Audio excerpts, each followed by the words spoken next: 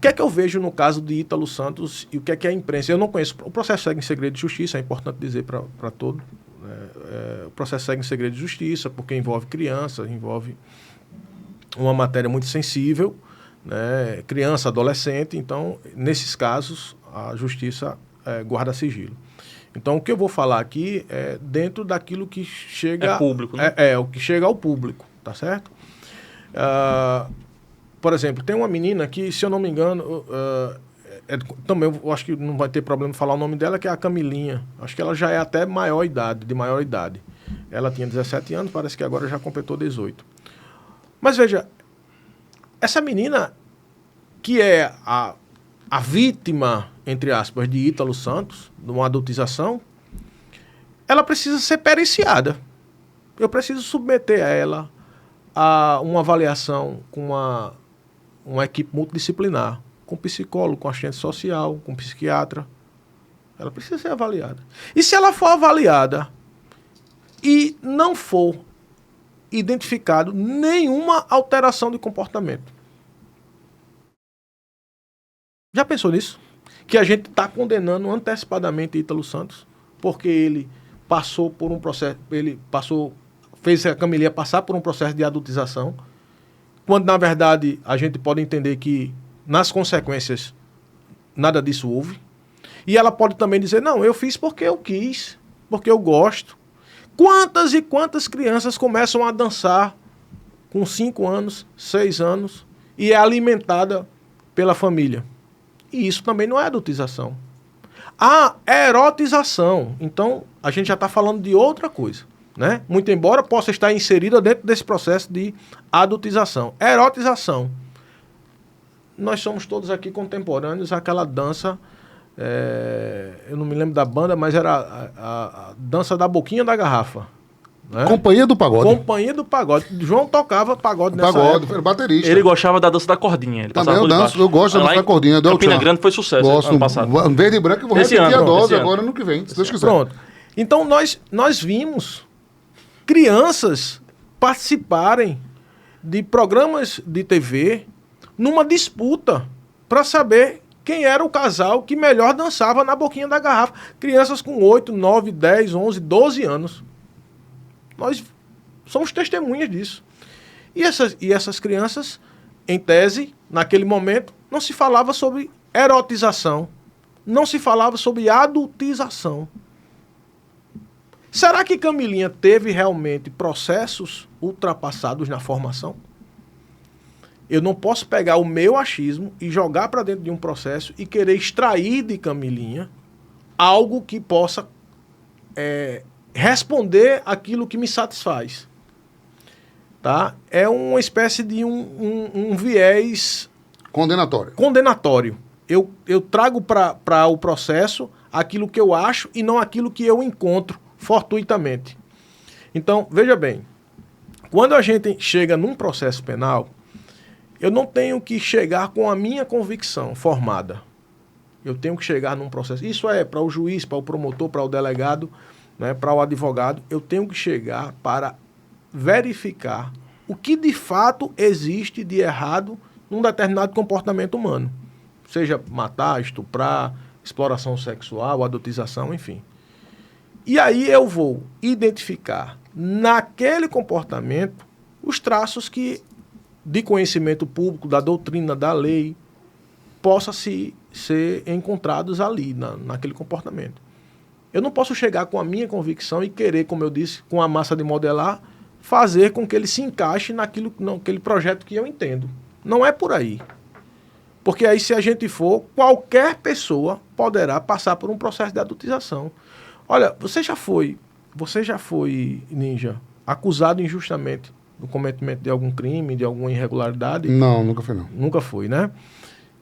Eu já fui. É horrível.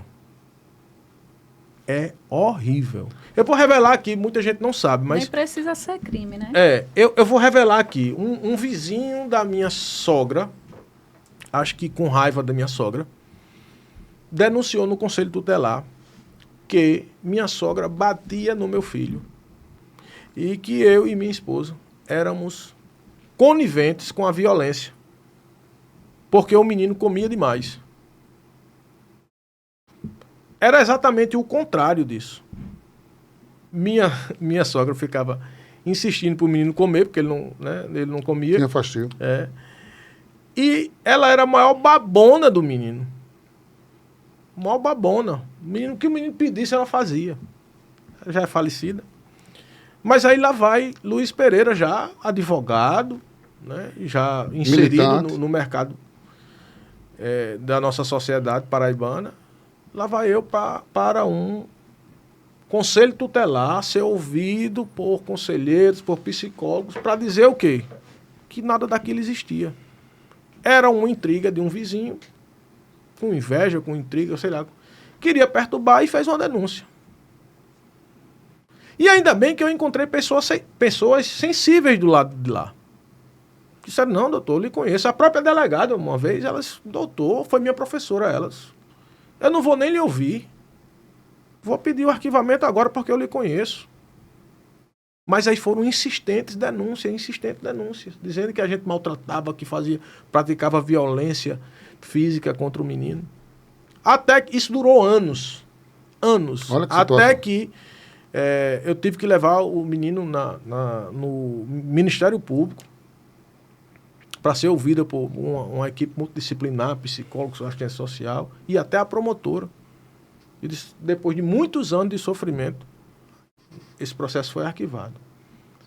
Mas no modelo que se queria me encaixar, era de pai violento. Acho que a doutora Sen, você tem um modelo na mente do que seria um pai violento. Um pai que comete abuso, às vezes até sexual, mas uma violência física, uma violência psicológica com uma criança. A gente tem esse modelo, tá certo? Mas eu não posso pegar esse modelo que eu tenho e querer encaixar na pessoa que se investiga. Não, eu tenho que me despir desse modelo e saber se aquilo ali, se aquela pessoa, se aqueles fatos praticados, eles realmente refletem a concepção que eu tenho como algo ilícito.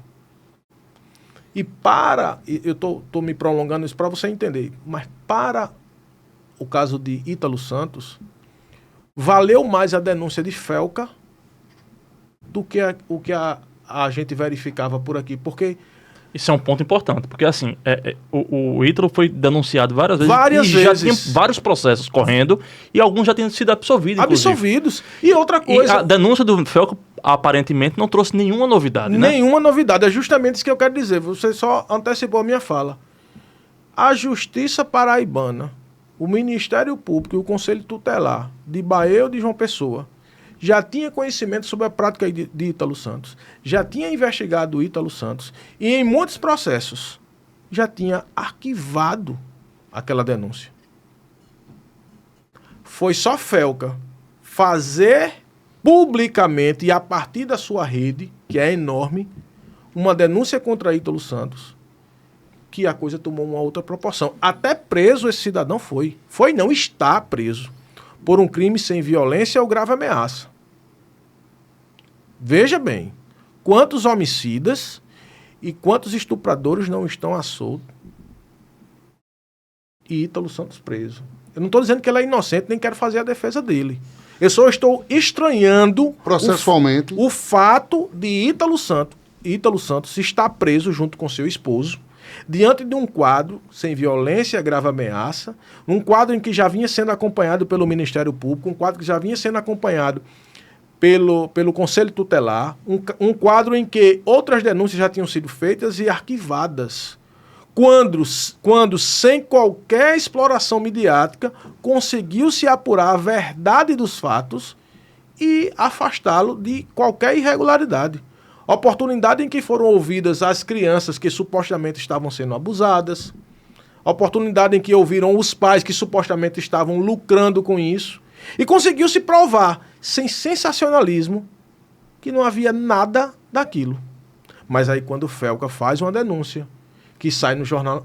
Meu amigo, Ítalo Santos passou uma semana, João, sendo matéria no Jornal Nacional. Isso. Amigo, nem Bolsonaro na prisão de Bolsonaro, nem Lula na prisão de Lula foi alvo de 5 dias matérias longas, de uma matéria longa no Jornal Nacional. E Ítalo Santos foi. Tem alguma coisa de errado. Não precisa ser especialista em nenhuma área, na psicologia, né, na medicina, a sua área que a senhora disse? Na psicanálise, no direito, na comunicação. Não é preciso ser especialista. Está na cara que existe algo de errado. Por que a denúncia de Felca tomou essa proporção se era exatamente a mesma que já tinham feito aqui? Por quê? Porque ao invés de chama aí a mãe da Camilinha, chama a própria Camilinha. Vem cá, passa aqui por uma entrevista na equipe multidisciplinar, para a gente verificar isso. Porque ao invés de fazer uma investigação, seja preliminar ou até aprofundada, resolveram prender o rapaz e seu esposo. Há de se dizer que nós estamos falando de homossexuais pretos e nordestinos. Você tem dúvida que nós estamos diante de um preconceito? Eu não tenho. Nordestino, homossexual e preto, hoje, são alvos dos piores, maiores e mais duros preconceitos que nós conseguimos verificar no Brasil. Ele está sendo acusado de adultização, exploração sexual. Investigue, amigo. Investigue. Se ele estiver atrapalhando as investigações, prenda.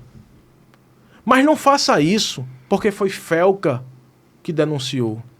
Não faça isso porque tornou-se uma matéria no Jornal Nacional. Faça porque há necessidade. Nós estamos diante de um caso de preconceito.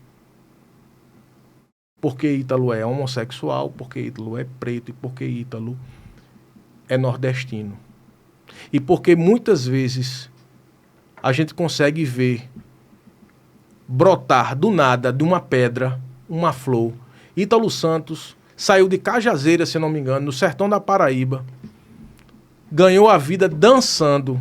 Sabe quantos juízes, médicos, engenheiros não se frustram com uma situação dessa?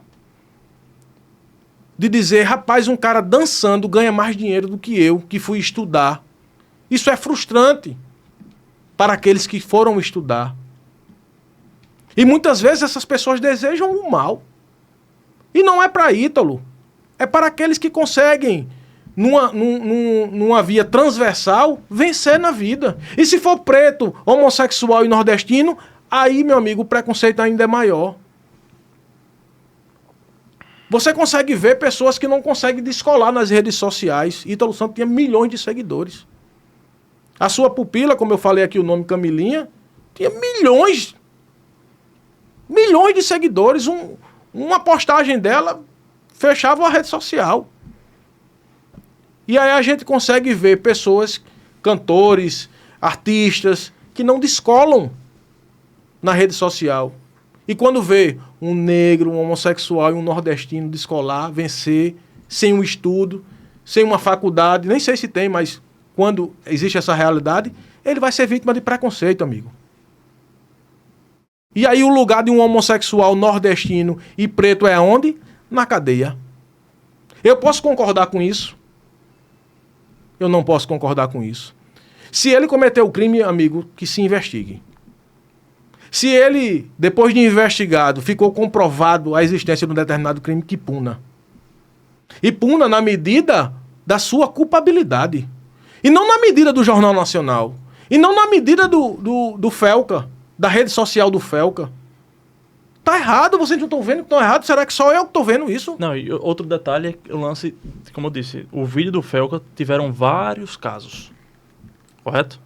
Felca exemplificou o Ítalo como um dos casos. Mas só quem foi preso e que está sendo investigado é o Ítalo. Nenhum outro caso está sendo investigado da forma como o Ítalo está sendo. Né? E eu admiro também a sua coragem de se posicionar sobre um episódio como esse, polêmico, um episódio que está em voga, teoricamente comentando que Ítalo Santos está sendo vítima de um preconceito. Né? Não é interessante? É, né? Uma conclusão que eu chego. É uma conclusão. Porque existe motivo para se investigar? Existe. Existe motivo para se denunciar? Existe. Existe motivo para que ele responda a um processo? Existe. Mas existe motivo para esse alarde todo? É sério? Esse tempo todo ele fazendo a mesma coisa, houve denúncia, houve apuração, houve arquivamento, ninguém fez nada. Aí quando o Felca fez a denúncia, explodiu uma comoção nacional, porque todo mundo conhecia Ítalo. Doutora, a senhora disse que não conhecia. Eu também não conhecia. Eu passei a conhecer por essa afinidade. Amigo, você viu a chegada de Ítalo Santos? Quantas pessoas tinham na frente do presídio? Uma loucura. Uma loucura. Perdeu pra Lula. Até a questão desse processo tá rolando, audiências estão rolando, tá a gente juntando lá na Perdeu pra Lula e vai perder pra Bolsonaro, que o Bolsonaro já vai estar preso. Vai perder para os dois. As pessoas lá gritando em favor dele. E não se assuste. Não se assuste, porque as testemunhas de Ítalo Santos, eu não conheço o processo, mas o que eu vi de depoimento dela nas redes sociais e na imprensa local foi que o depoimento delas foi em favor de Ítalo Santos. Não se assuste. Se daqui a pouco Ítalo Santos não for solto e absolvido pelas imputações que lhe foram feitas. Eu não estou aqui, e é importante deixar muito claro, eu não estou aqui para anuir com a exploração infantil, seja sexual, seja no ponto de vista da adultização, do trabalho, do que seja. Eu não estou aqui para anuir com isso. Tá? É extremamente reprovável a exploração de um menor, tirar ele da sala de aula, submetê-lo a um processo de adultização, que é a antecipação de fases, privá-lo de determinados convívios e de relacionamentos que são próprios da idade. Isso é extremamente reprovável. Não vai ter a minha anuência.